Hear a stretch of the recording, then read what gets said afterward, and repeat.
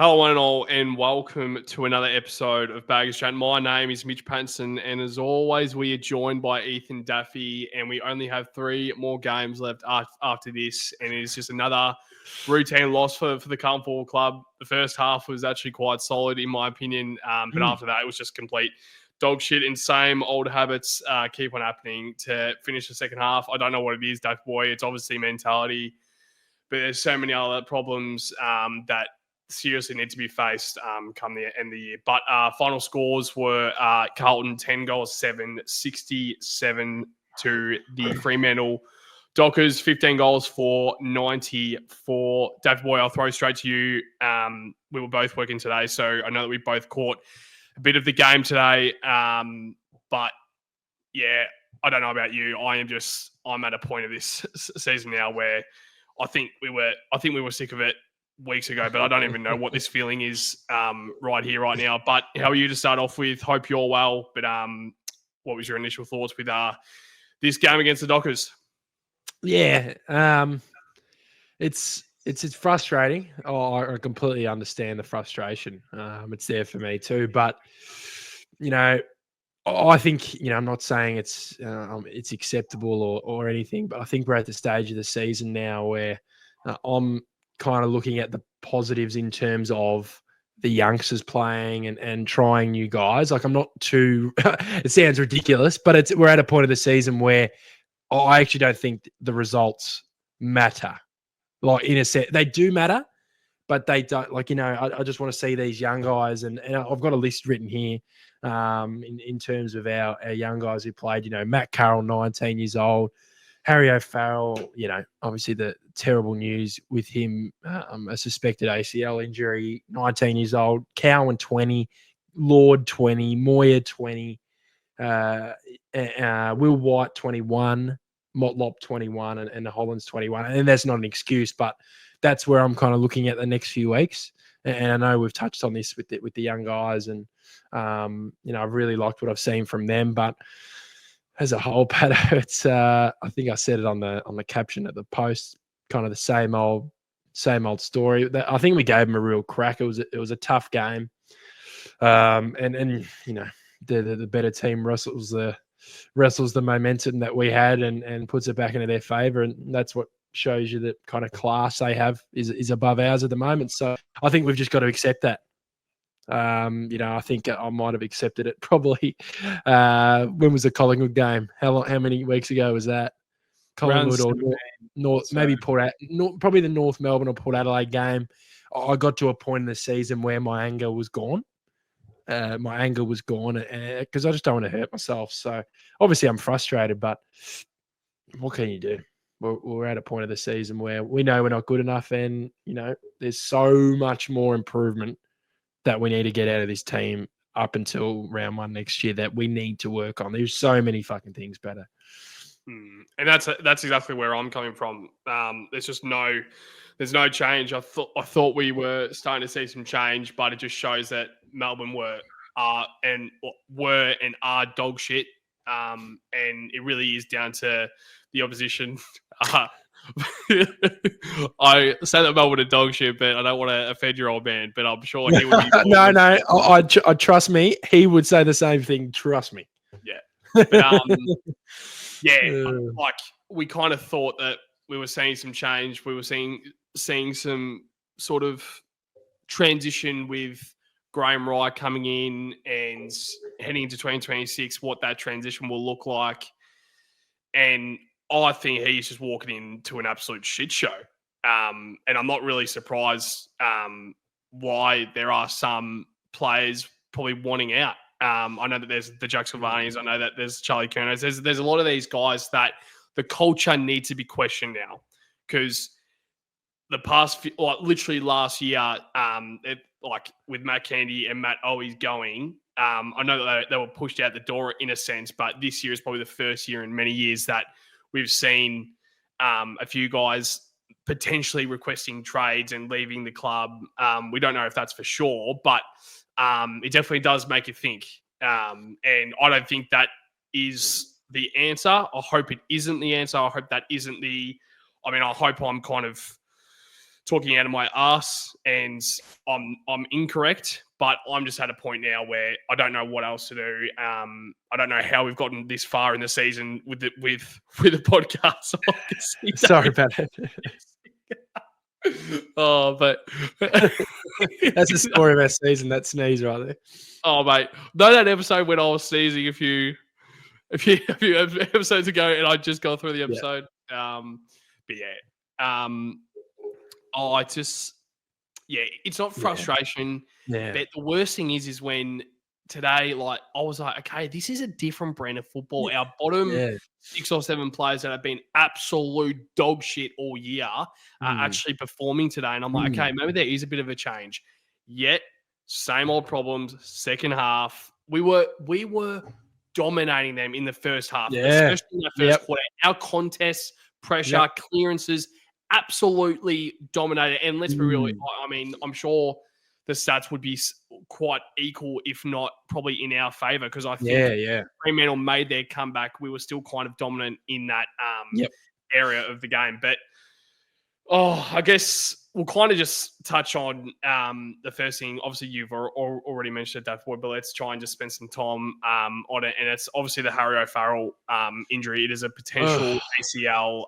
Michael Voss has said that in the press conference. So that is very, very unfortunate. We obviously don't know, and we'll get some scans.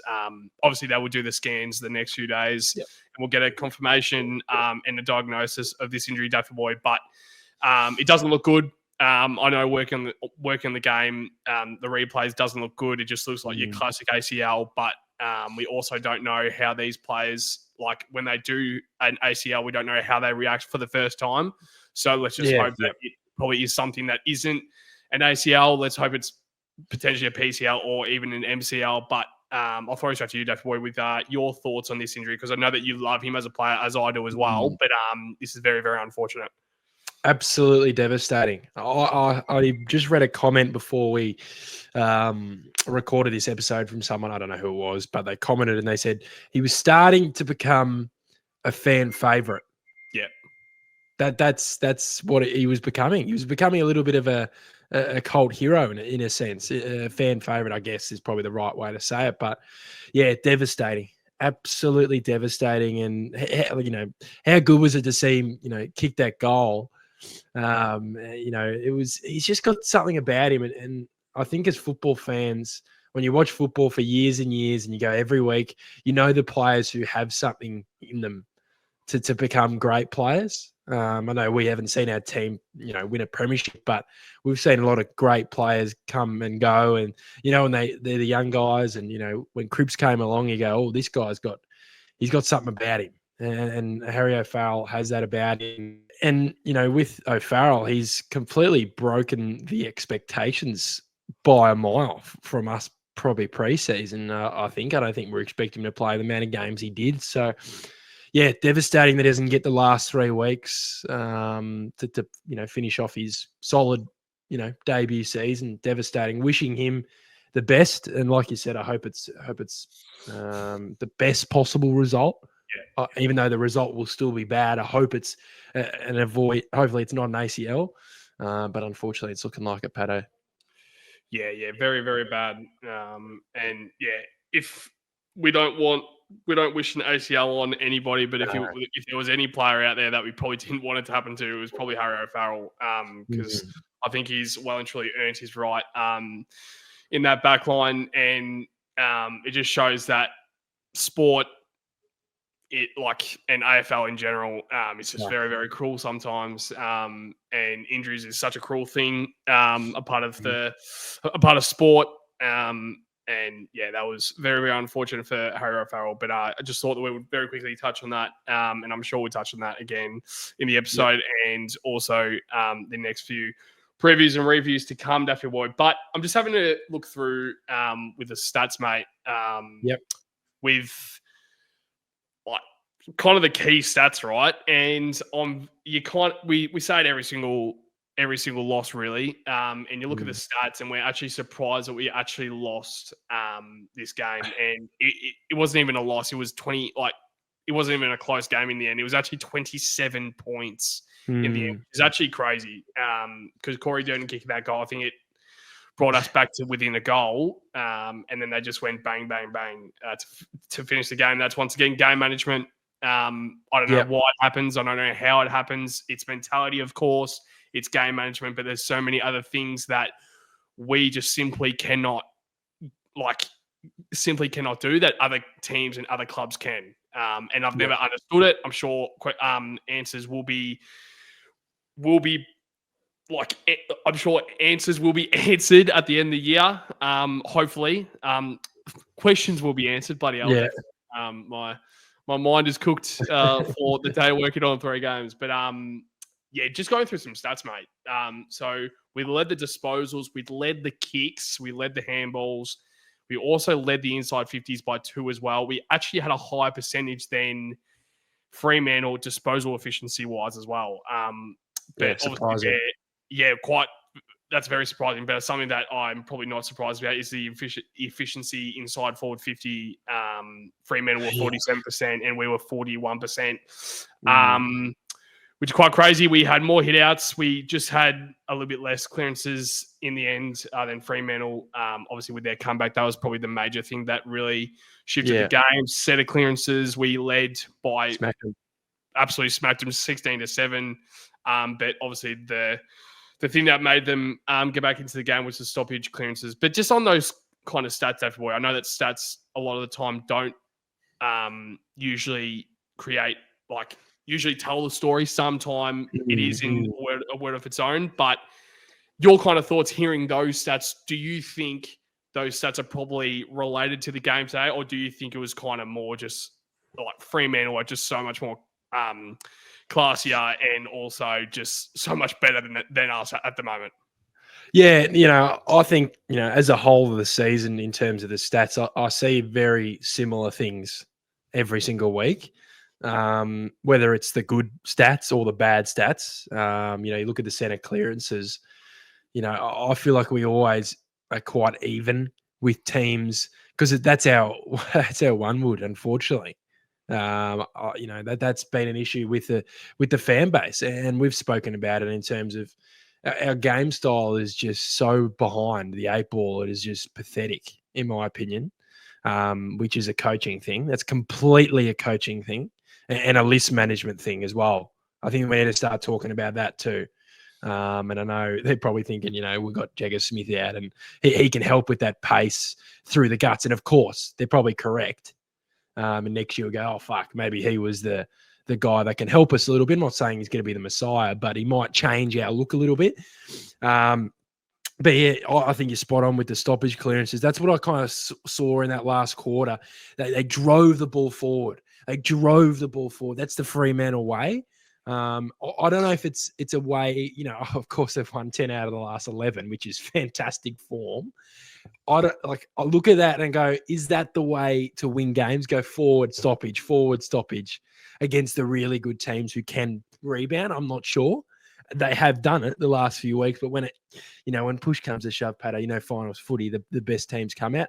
I hope for their sake that they can do that. But you are correct. That was a clear thing to me. They just drove the legs, didn't they? They always had that outlet handball, whether it was O'Meara, Sarong, guys like that. They just, they just drove their legs in that last quarter. And I thought our mids looked a little bit fatigued because they did work their ass off for a majority of the game. And I know, we look at it and you go, why can't you do that for 4 quarters? But I think our issue is, I actually think we need to find a way. I love these dominant quarters, but I'd almost rather not have them. I'd rather have the quarter where you're not, you kind of, like you said, with game management, of course you can't choose and you'd rather be dominating, but just get your highest level and your lowest level, right, of quality, and find a middle ground that you can do it more for longer. And I think it goes back to the comment where, Charlie said after the West Coast game, I think it was halftime of the West Coast game, we can't play at the top level for long. I understood that comment and people got pissed off about it because they probably thought we can't play good for 4 quarters. I don't think he meant that. I think he meant that you can't. You can't play that top quality. Look at the Hawthorn Adelaide game of the weekend, how topsy-turvy that game was. Hawthorn come out, bang, dominate, and then Adelaide go bang straight back at him. You can't play at that top level for 4 quarters, and no team can do it. So my thing for Carlton next year and what it can improve us, what can help us improve is finding that middle ground, not having these spikes up, down, having these, of course you'd love a spike, Patto. We love a 10-goal Carlton quarter, but we do it every week. We have these great quarters, and the issue with us is we're not making teams pay when we have those quarters. We did today, I thought, but in the past, you look at it and you go, you're dominating, and then I'm sure the mids go back to the middle and go, look at the fucking scoreboard. We're dominating them out of the middle, and we've kicked 3 goals in the quarter or something. So, I think they've got to find a way, whether it's Voss next year or the coaching staff, to have a game style that can go throughout the game, because they just look fatigued at late points of the game, which is frustrating me. Yeah, I mean, it's been the thing ever since Voss has really started coaching us since 2022. I think our best, and it's been a kind of a conversation point for many, many years now. Absolutely. And probably 2022 was a bit stiff on Voss because that's his first year to kind of get under the system and stuff. But 2023, that's probably when you need to start to see some change, because it's your second year. That's when you need to start to show the supporters and show the AFL audience that you might be a bit of a threat, that your game plan is a bit of a threat. And it's the same thing. Our best, and I hear it all the time, our best is probably the best football out there. Absolutely. But our worst is probably the worst football out there as well. Yeah. I mean, probably bar. Yeah, West Coast. West Coast. So that's that shows you how bad they are, Patto. That shows you, really. I was watching that game yesterday, watching their skills. I thought, we've been bad. To our standards, we've been so bad this year. And watching that game, I just went, fuck, they're like a whole different. They're 3 levels below us. That shows you how bad they are. Sorry about the West Coast chat, but gee, they're bad. They're bad. Yeah. But looking at those skills yesterday, our skills compared to the Brisbane and Collingwood last night, it is the gap is so big. I said it to my old man last night. I go, the skill difference between Melbourne and Carlton and Brisbane and Collingwood, it is just so the polar difference, the polar opposite. It is that's a big key thing for me as well. They've got to get to work on that in the off season. But I also think when you are the contest team, you find it hard to get space. And we continue to fucking keep knocking on the contested door, Patto, which will end up making Michael Voss go out the door if he continues doing it. If he's a coach next year and he's stupid enough to play this game style, we're going to waste another year. Seriously, we will waste another year. Absolutely, we will. So that's why he's either got to get the flick, or he should have go to the start of the year, go to Graham Wright right now. We're changing the whole lot. Start from scratch. Yeah, it's unfortunate, but I think it will take many, many years and pre-seasons to really, not even like perfect, just improve it to a certain standard where you can actually compete against the better sides. Like I've always said it, I think our game plan can beat lower sides. Yeah. Can, not will. Yeah. Have lost, we fucking lost to North Melbourne. Like, fuck.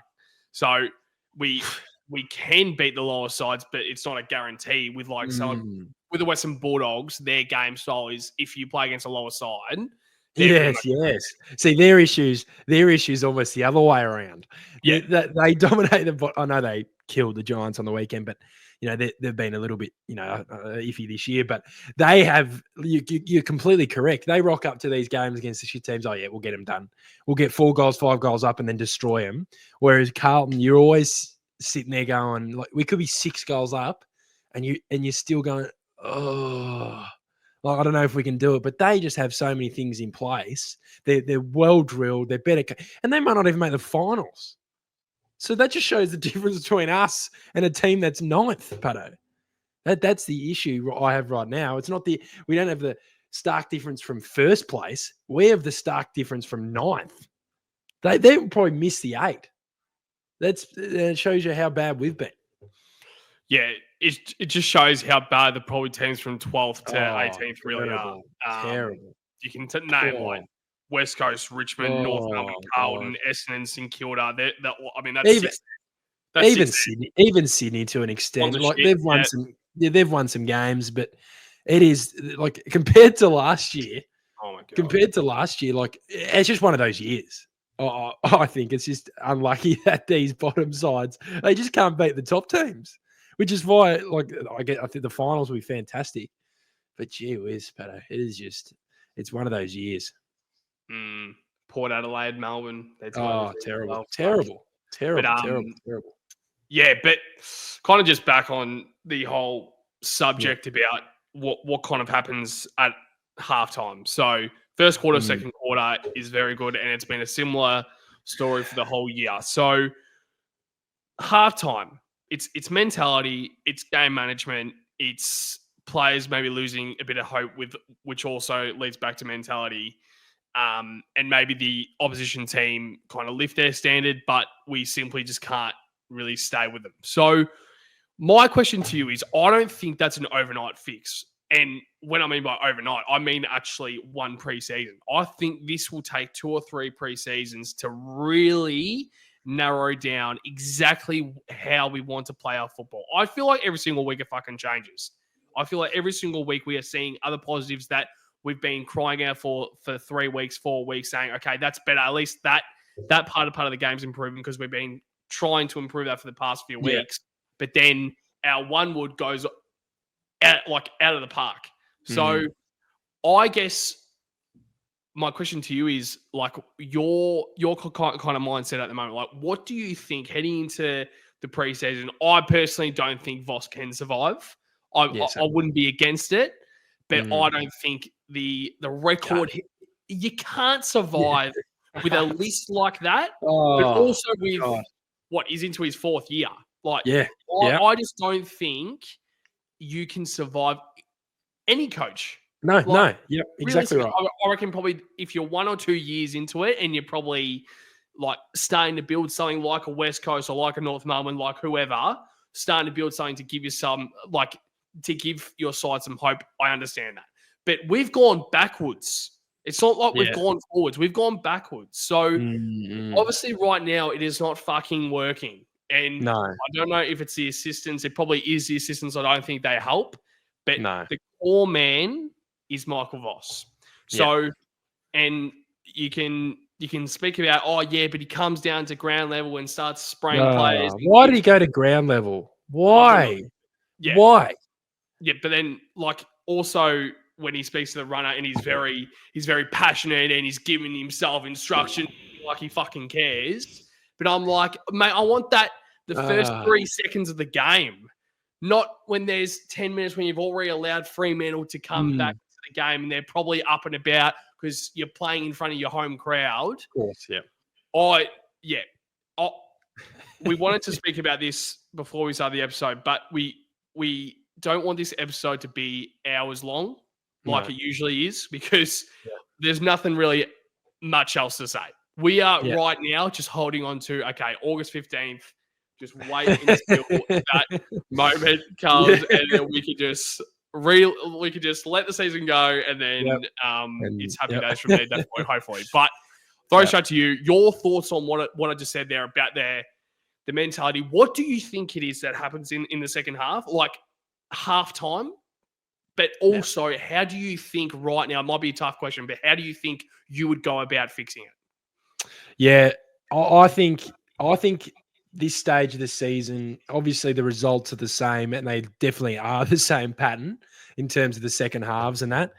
But it's tough. I don't know what happens. I don't know. Clearly, at the start of the year, we were asking the same questions. The first 4 weeks, I think we were leading at halftime, and you go, what is actually going on? I don't think it's the halftime chats necessarily. I just think it's more, teams seem to find another gear and we just lose a gear. It's almost they go up, we go down, and they just drive past us every single time. But yeah, at the moment, I actually think we don't have enough quality in this team at the moment.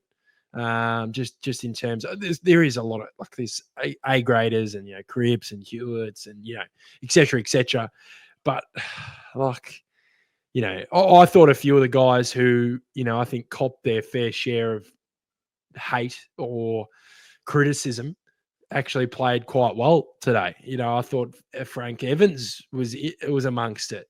Motlop. Modlob, even Flynn Young was amongst it, which I like to see. Like, I'm not, exactly right. So I just think, and you look at those guys, I'm not bagging them, but they're not you can't have all of them in. I think you look at round one next year, you're not going to have Will White, Frank Evans, Flynn Young, et cetera, all in the same team. I think we're all pretty much on they could be, or for all we know, they could go stick it up your ass, Daff. I'm playing round one. But realistically, you look at that 22 against Freos. Like, I think that plays a part in that second half. I think you said at the start, like the class is just above ours at the moment. And I'm not excusing the second half, but to me, it was in our control. And then there was a wall there, Patto. There was a wall there, and they just burst through it, didn't they? And it started off with the stoppage stuff you spoke about. They just broke it off. And in terms of next year, the whole plans that we've spoken about next year since about round fucking 10. But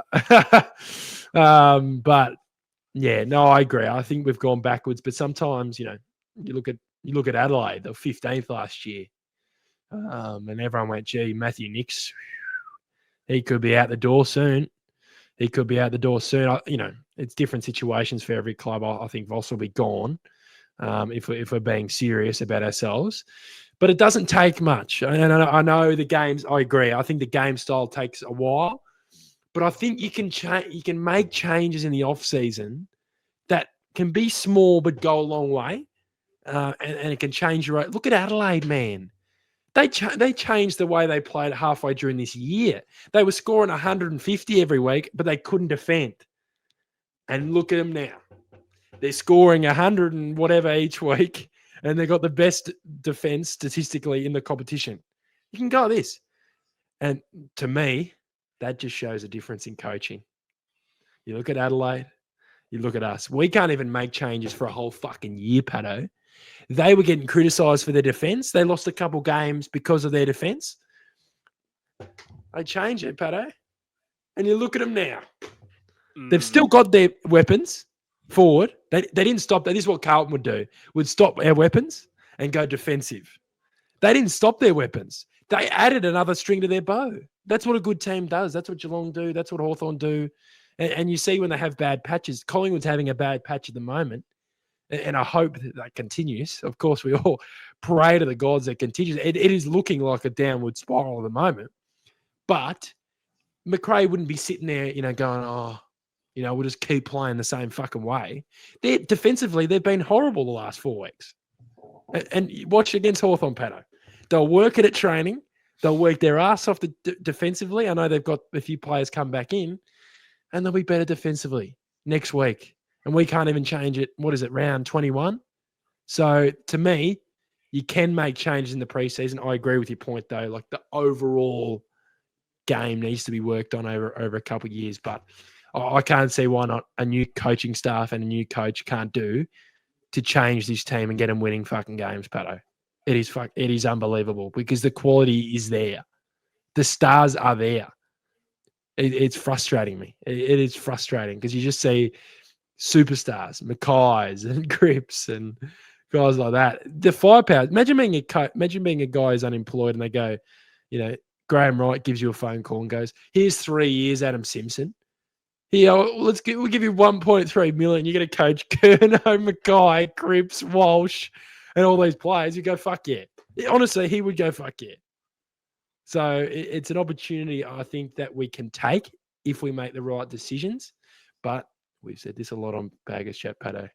We don't trust the decision makers at the moment until they prove us fucking otherwise, and that's our performance on field. On field, couldn't care less about the off field at the moment. It's actually a good sort of comparison for Adelaide and Matthew Nixon, what he's kind of what he's gone through. He started coaching in 2020, and that's when Adelaide were absolute dog shit. And he took 5-6 years for the system to finally look a little bit promising. I know last year they were better. They weren't great, but they looked like they started to look just a little bit better. Yeah, but I just think the way that Adelaide kind of go about it and their coaching staff and assistants, all of that is so much more convincing, I guess, from than ours. But I mean, I don't know if that's obviously will be a Graham Wright sort of discussion point on August 15th, Daffy boy.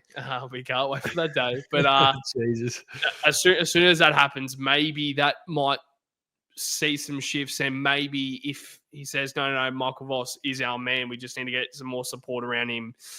Who knows? We might keep the assistants who knows? And players might go. What? Yeah, or they just go, let's fucking buy in and fix this shit. Every player that's there, the coaches, the staff, whatever, every person in there, let's go start a preseason. We're going to make finals. Yeah. No fucking shit. Yeah. That's what I also think as well. You know, you were talking about the players wanting to leave. Don't be soft. Buy in and get your fucking job done.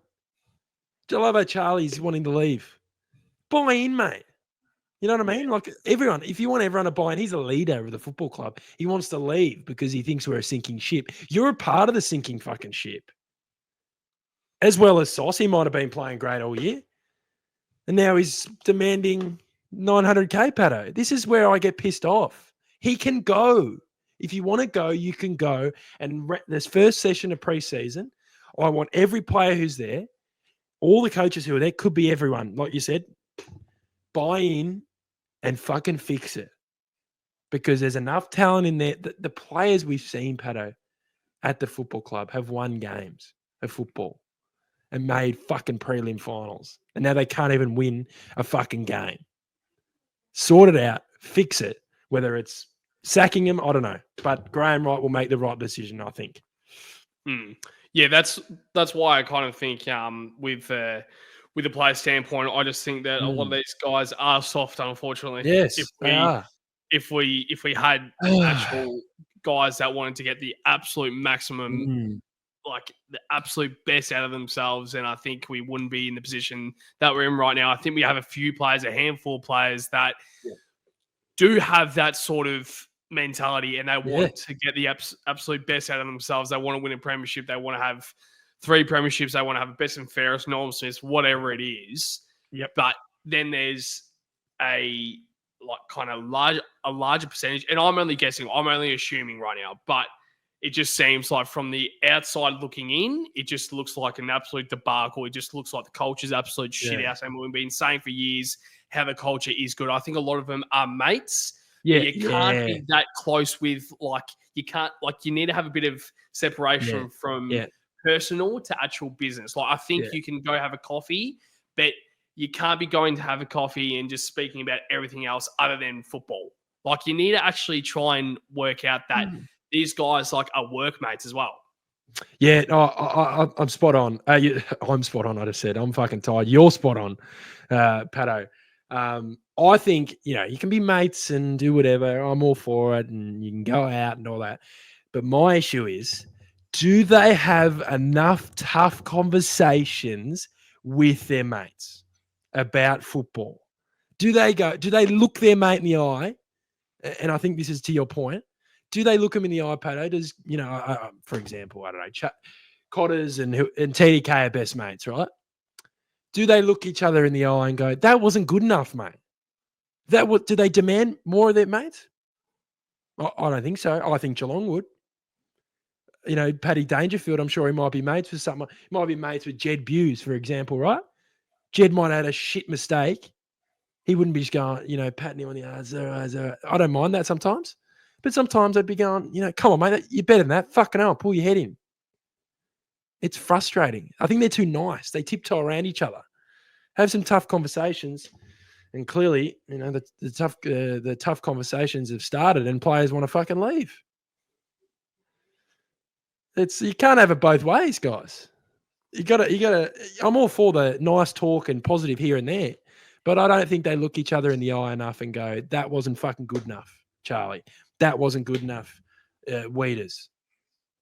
I think they're just tiptoeing. Yeah, we've been saying it for months Yeah. and months, that exact thing. But that's not anything new, in my opinion. So where I'm kind of coming from is when are we actually going to try and sort it out then? Like, rather than us having conversations saying, oh, yeah, we might be doing this, we might be doing that. Oh, yeah, we'll be making so many list decisions at the end of the year. Oh, we can't wait for next year. Oh, yeah, just wait. Like, Yeah, stick wait. fat, stick fat, Oh, God. stick fat. Daffy boy, don't you worry, stick fat. My issue is when, or I want the fucking club to just not give a fuck about the supporters for once in their lives. Just and actually focus on yourselves, mate, not the supporters. Who gives a fuck about the supporters? You know Who what? cares about us? If you give a fuck about the supporters, every single member out there won't be signing on next year. Do something about it. Do something about it, because that means that if you really well and truly care about the supporters, you will win. Go out and show us exactly what we are fucking paying our fucking Yes. hard-earned money for. Yes. Tick, tick, tick, tick, tick. Because that is perfect, Patto. Because every time we have a bad loss and they come out in the media, their first point of call, and I know it's a lot to do with the media managers going, okay, this is what we're going to say in the press conference. This is what we're going to say. The messaging that they're being told to say is ridiculous. Ridiculous, isn't it? But that's what they're told, because you see it every interview. That's a continual thing across the group. They're being told to say. The club need to stop being like this. Stop focusing on us. We'll do our job. We're going to rock up. I'll be there next Saturday like an idiot, rocking up at Marvel next week, Pat, against the Suns. I'll be there. Don't worry, like you just said. Dude, who cares? Who cares about us? If you care about us, you focus on yourselves and have tough conversations and win games of football. And then you'll see all of us going off our nana at the stadiums, supporting for you. It's ridiculous. I don't even know what they're thinking about. Like, what are they thinking? Yeah, like they're probably walking around like acting like they're surprised, or like they're like, oh, the supporters are angry. Oh no, I'm going to be all fucking sensitive about it. I'm like, well, go out and fucking win games, you dickhead. I said it at the start, the first month. You know how they had that sheet? I don't want to go on too long, but they had the sheet and it had all the things by 2027 they wanted, right? The premiership. Well, I'm fine with the premiership. That's great. And I love everything. I'm all for the goals. You need goals. Every team has them. I know Geelong did one a few years ago, right? All those things will be ticked off, Patto, if you win a fucking premiership. Look at Melbourne when they won the premiership. They made $2 million 24 hours after they won the premiership because of merch. You will get people buying fucking coffee mugs, memberships, and everything, Patto. I can guarantee it if we won the flag. Imagine how much money they would make. And you'd tick off a member, you'd get 125,000 members, which they'd want. Don't worry about that stuff. If you play good, we don't even need to win a premiership at Carlton to get more members, because we've already had 100,000 and they've given us fucking nothing. Imagine if they win games consistently, Patto. Then everything will be ticked off and they wouldn't have to go stick fat, because we would be sticking fat because we'll be enjoying going to the football because our team's good. But unfortunately, like you said, look, it's more about looking in the mirror. They need to look at themselves in the mirror. Don't be looking out to us in the crowd. Look yourselves in the mirror. It's a disgrace. It is a disgrace. Yeah, it won't happen. It would never happen. I don't know when it will happen. I hope it does happen. Hopefully. And I'm not walking around saying, "Oh, it will never happen." I bloody hope it happens, because we are so passionate about this club, and we are only young. And if someone can tell me and say, "Patto, it's all good, you will see a premiership in your life," I'll be like, okay. Yeah. That just kind of calms me down. I've got a question for you. This is just a bit of a fun one based on what you just said. If someone came up to you, just a bloke who knows the future, he's been to the future, John from the future comes up to Patto and he taps him on the shoulder and goes, "Do you want to know when you win the next premiership?" And then he goes, 2054 is when you win the next premiership. Would you want to know? Or yes. Not? Yeah. Sold. Okay. Imagine that. Oh, So- no, so- actually, no. No. This is actually the question. I worded it wrong. So he goes, so if you go, you want to know when you win the next premiership? And he goes, yes. And he goes, like, you won't win a premiership until that day. And then he goes 2054, and he tells you the day you win the premiership, right? But you won't win a premiership until that day. That's like, that would be pretty sad right now. Imagine if someone came up to you and goes, Patto, Carlton are going to win the premiership 2054. Yeah, right. Guaranteed. So it's more like, what, I'll be, how old See, will I wait. be? We'll be in I'll our be 50s. 5, I think. Yeah. We'll be in our 50s and we win the premiership. Would you take that if someone tapped you on the shoulder? Well, I would over not having one in my lifetime. But then it's so hard. But then it's so hard. It's like, because it's like 30 years. Yeah, now it's like, well, what do Yeah. we do for fucking 30 years? We might just put Baggers Chat on hold for a few years. Till 2054. Oh god. But oh Jesus. That's actually a good question. What would you do? Would you do the same thing? Would I say I like the mystery of football, so I wouldn't say yes. I wouldn't want to know because I like going through this roller coaster. Said no one ever. We love it. Said no one ever. Said no one ever. We absolutely love it. Yeah. Can't wait.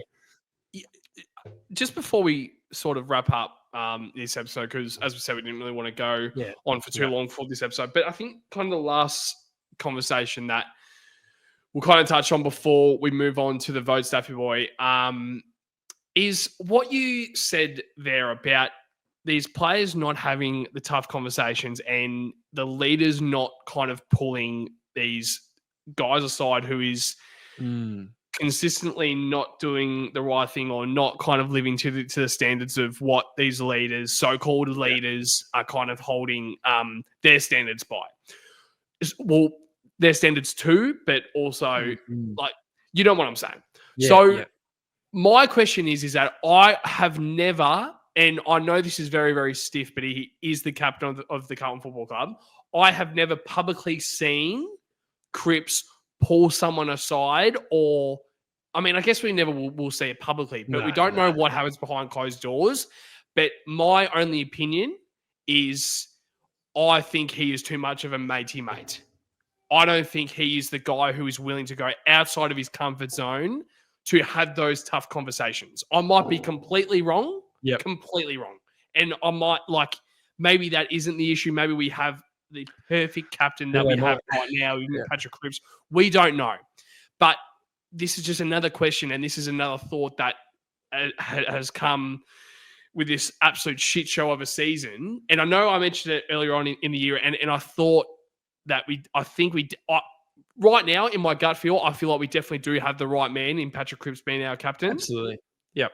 But my issue is I don't think there is enough tough conversations going on. And I don't know if that is down to Patrick Cripps, but like I see like a Darcy Moore, how he demands. Yeah. Right. So right there, you tilted your head. So tell me what you disagree about that. Darcy's an interesting one for me. I think he's. I don't know if he is like I don't know personally, like you said with Cripps. I don't know personally if he's a good captain. I know he's a premiership captain and kind of out of form at the moment, but I think he's a bit of a put on a facade type player. He's always smiley when he runs out the race, and come on boys, and huggy. And I don't mind that. That's his leadership, and I understand that.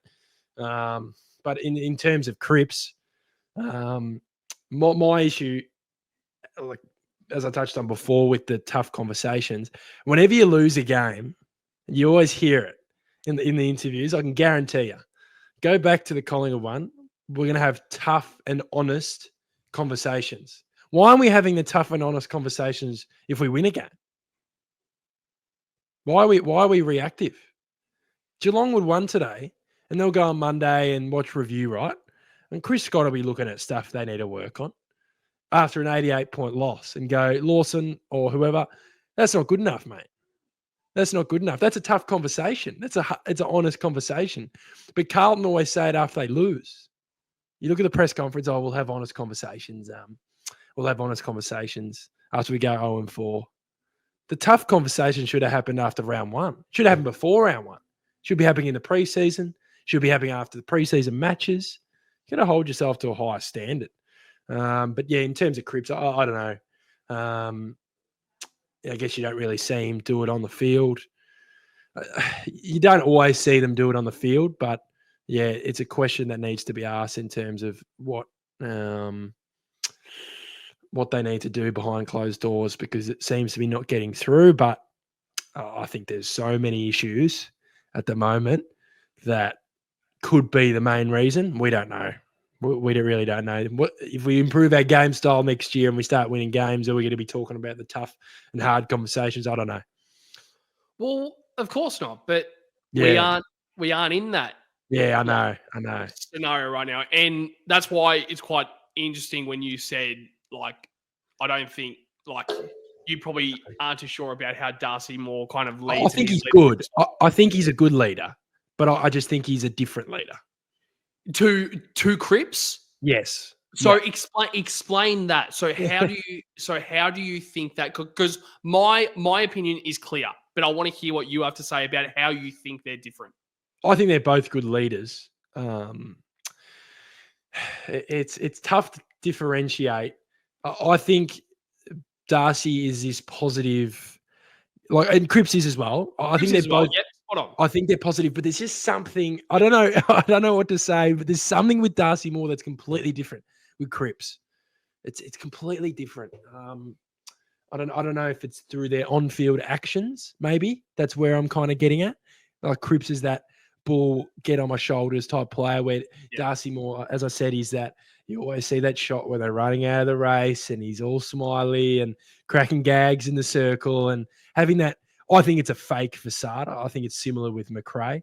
I think McRae is a great coach, but it'll be funny to see if they start losing. And they are starting to lose. And Tony Shaw on our coverage talked about Darcy Moore and brought him up. His leadership and his performances. So yeah, it's interesting. I don't want to get into the Collingwood hate talk, but I think in my opinion, I don't know if it's two different leadership, but it's more what they do on field. I think for me, obviously they're different players, but I think Cripps is that. I don't know. He's just, you know what I mean? It's just that I don't know. They're different personalities, aren't they? Yeah, they're different person, and Darcy's a whole different personality, and that's good on him, of course. But yeah, I just think they're different in a way. I think the way they act on the field. We've just got enough time to like.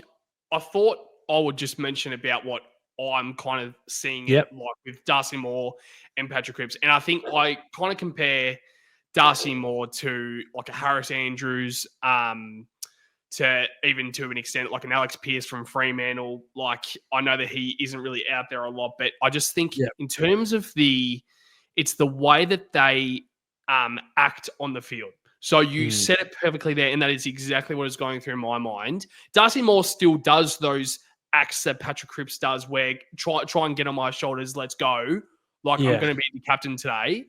But also, like, I think Darcy Moore, when something isn't acceptable and something was clear on Saturday night against Brisbane, there was a certain moment with Isaac Quain or Charlie Dean as well. Yes, Darcy Moore was the person that was leading that, and it was quite stiff on Charlie Dean, I will admit. He was terrible. Oh, yeah, no, I know. But then I'm more thinking like, oh, God, like, you can't really do that to a young fella. But also, what he would take out of that is immense for his career. And I don't want this to be a Patrick Cripps hate comment for him being captain. But I just don't think that is in his nature. I think he is exactly what you said earlier about it's all good, mate, move on. Which is fine. Which is fine. But also, I don't think that's the captain that we need, Daf. You know? Yeah. It's tough. I agree. Yeah, I just think it's as a whole, like, you just don't see enough accountability, like with Collingwood. Who from? As just all the players. Just the leaders and everyone. I just think as a whole, we don't. Yeah. I just think as a whole, we don't like. I thought, the goals we gave up last week against Hawthorn, some of those were absolutely pitiful terrible. efforts, right? And I'm not here to go, and Weeders does, I do see him in the circle going like, come on, da-da-da. But I want to see more like, whether it's fucking, I don't know who cares who it is. It could be Sard and, his efforts on the weekend, last week. He was better in patches today. But, we can't accept that. No. Matt Carroll should be going up to him and going, come on, man. Like, what the fuck is going on? Cowan should be going to Sard. Come on, man. You're better than that. Yeah. That I think it's just the overall accountability. And I'll say it again. It starts from the fucking top of the football club. Do the board have tough conversations? Of course they don't. We know that, though. They tiptoe. It's tiptoeing. And until they get in the real crux of it and go deep, we can't become the team we want to be. And let's hope, I know Graham Wright, he can be. I'm not saying he's going to be the Messiah, and we shouldn't be thinking that because I don't want to put too much pressure on the fucking guy, right? Because there's a lot of mistakes that he has to clean up, right? Yeah. But the perfect thing about him is he's the football CEO, and he'll get deep and dive, and he will not let this team have no accountability. I can guarantee you that. Because where's Brian Cook been? We brought him in the club and we went, he's done all this stuff at West Coast, his stuff at Geelong. All he's done is actually put pressure on our club by saying, we've got to make top 4 before the season. Remember he had that interview and he goes, I like that. I do like that. But after round 4, he's gone. And I'm sure they have an internal. Where's his interviews then, Patto? Going, we are not good enough. There's none of that. It's just accountability across the board. And it stems from your question before. I just don't think there's enough accountability, and that's why Collingwood's a better team. That's why they're a better team, because they improve all the time. They lost to Brisbane, and they're treating it like they lost to North Melbourne, where we lose to North Melbourne, and it's just like, fuck. Let's just get in and go on to next week. No. The whole training sessions should be focused on last week. It's a fucking joke. It is an absolute joke. Yeah. We've been saying that all year. We've been saying that for years now. Let's be real. And yeah, I think I was literally saying it today as well. As soon as the pressure starts to get a little bit on the players, it just absolutely fucks up their mindset. But also when there's no pressure today to try and come back a little bit towards the end, we just it's actually unbelievable. But I don't want to speak about this game anymore. I just really am looking forward to that end of the season. Hopefully it comes very, very quickly. Please. And as soon as that, we have plenty of ideas, Daft Boy, as we've spoken about through the week. But as soon as that moment comes and trade period starts to come around, I was laughing at the start of the year. And I'm like, God, imagine if we're at the end of the year by like round 15 and we're already talking about trade period. And what do you know? What do you fucking know? We were speaking about, round 24, that's not going to be a dead rubber. Essendon Carlton, it just can't be a dead rubber. Dead rubber. Dead rubber. So, let's wrap up this episode. I'll quickly change the banner while I am rambling on. But let's do our votes. So for the people who don't know what we do for the votes, we go through 3, 2, and 1, just like the Brownlow system, and touch on 3 players for only Carlton players that is eligible to get a vote for the Bagger of the Year. So, Daff, I'll throw straight to you. Your 3, 2, and 1 today. Who have you got? Yeah, I'll go through these quickly. My 1 vote, Nick Haynes. I think he'll win the best and fairest. I think George's quiet patch before this game would hurt him in the BNF, in my opinion. I don't think he reached the heights he did in the first 8 rounds in the second half of the season. Not saying he's been terrible, but he has been a little bit down. So Haynes, imagine that. Haynes wins the best and fairest, which is fantastic. He's been consistent and he's been a fantastic get. Credit to the list management team for bringing him across because he has been fantastic. 2 votes. Paddy Cripps, 2 votes for me. Very, very good game. Thought he was in and under. And I think his last few weeks have been a bit better. And in my opinion, he looked a little bit more positive with his body language today. I don't know what it is. I know he's been mentally fucked because his football club can't fucking win for him. So that's understandable. So 2 votes for Cripps. Could have been 3. But for me, I know he was a little bit quieter in the second half. He got tagged by O'Meara in the second half, but come on now. If you have 25 and a half, and it puts your team up by 4 goals, I have to give him the vote. So George Hewitt, it's probably his first 3 from me in a little while. So good on you, Georgie, for getting amongst it. It would have been tough in that second half, but he still tried hard. I thought the team did battle hard. I didn't see a mental give up. They just weren't. They're just not good enough at the moment. So 3 votes for Georgie fucking Hewitt. I was waiting for that because I'm like, well, I kind of miss saying Geordie. Haven't unleashed that for a while. Yeah, after a win, which we don't know how that feels like anymore, Daffy boy. But love your votes. No Cooper Lord there, which was quite interesting. I thought no, he's a stiff. He's very stiff to miss out, and I'll just say right now, if he is not starting on the ground in the last 3 weeks on the ground, you, Michael. Yeah, thanks for your services, Michael, Jordan Russell, fucking Brad Lloyd, the head of footy, who is a part of the selection committee. I did find out about as well. They are a part of the selection committee, the head of footy. People don't realise that. They have 100%. A fucking massive say. He should be out the door next as well. He should be at the door first. He's been there 8 years. But I'll let you go into your votes, Patto, because I am sick and tired of reviewing shit Carlton games. Yep. My one vote, I think, walking at it today, I think he was definitely going to be in my votes.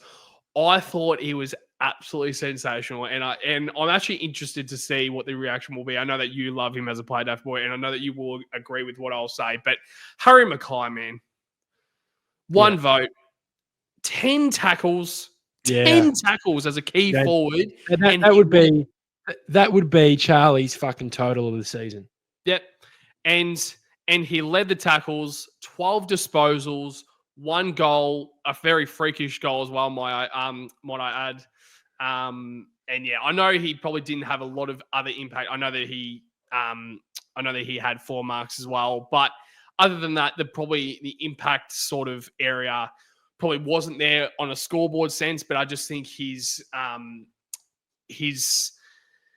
we kind of miss just having Harry Mackay there for structure. We really do. And absolutely. I think him as a key forward and to deliver 10 tackles and have the match high in tackles, I thought that was fantastic. So reading these stats, it definitely made me give him the 1 vote. 2 votes, Georgie fucking Hewitt, Daffy boy. 36 touches, 21 kicks, 15 handballs as well. I thought he was fantastic. 6 tackles as well. It was very much a tackle sort of game today. Yeah, it was tough, wasn't it? Very, very high. Game. Yeah, I think by memory, we had 88 tackles, and I think Fremantle had maybe 87 or 86. Yeah, so that's obviously very, very high. So so George Hewitt, thought he was fantastic. Don't need to go on too much there, Daft Boy, because you've already touched on him. But my 3 votes, I have to give it to Patrick Cripps. Him having 9 tackles as well with 36 touches, 18 kicks, 18 handballs. I thought he was very, very good. And he also led or even close to the meters gained. Yeah, so he was just behind Jordan Clark. I wouldn't say just behind Jordan Clark. He was about 300 meters gained behind Jordan Clark, but that just shows how good of a game Jordan Clark had with 759 meters gained, and second was Cripps with 452. And he also led the clearances as well. No, he didn't. He was second to Brayshaw. So I just thought that Cripps, I think he stood out today, and I love what you said there as well about him being a little bit more positive today with his attitude, which I definitely noticed. And maybe he does have that break. Maybe the last 2 or 3 games, 2 games. We know that there's 3 games heading into next week. We don't know if he might have one of those breaks. Maybe he might have a break against Essendon. I have no idea. But I think he was very, very good today. But Duffy boy, very, very tough review as always after a loss. But is there anything else you would like to touch on before we say goodbye to the Fremantle Dockers for season 2025 and we head into the Gold Coast Suns Marvel Stadium Saturday next week?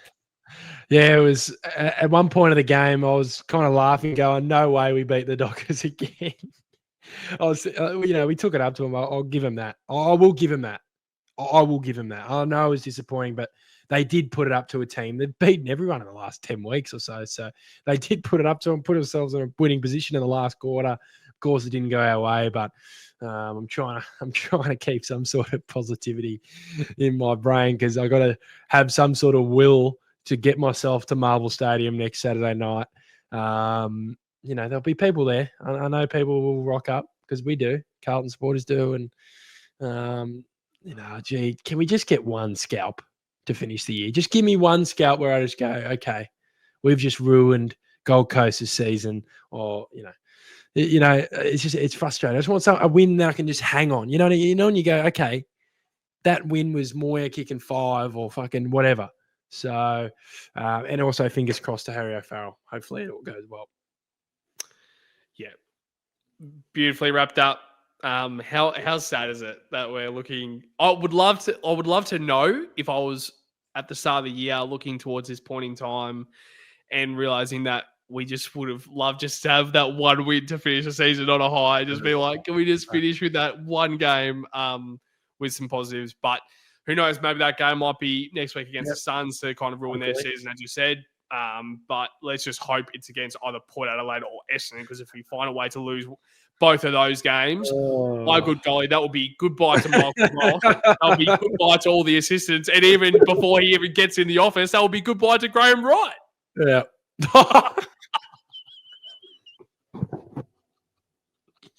Jesus Christ! And goodbye to me supporting Carlton. I'll be taking my services to the Adelaide Crows for 2027. 2027. It's 2026 next year. Oh, and that will be goodbye to my membership, Daffy boy.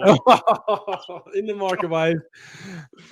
Oh my god! But beautifully wrapped up as always, Daffy boy.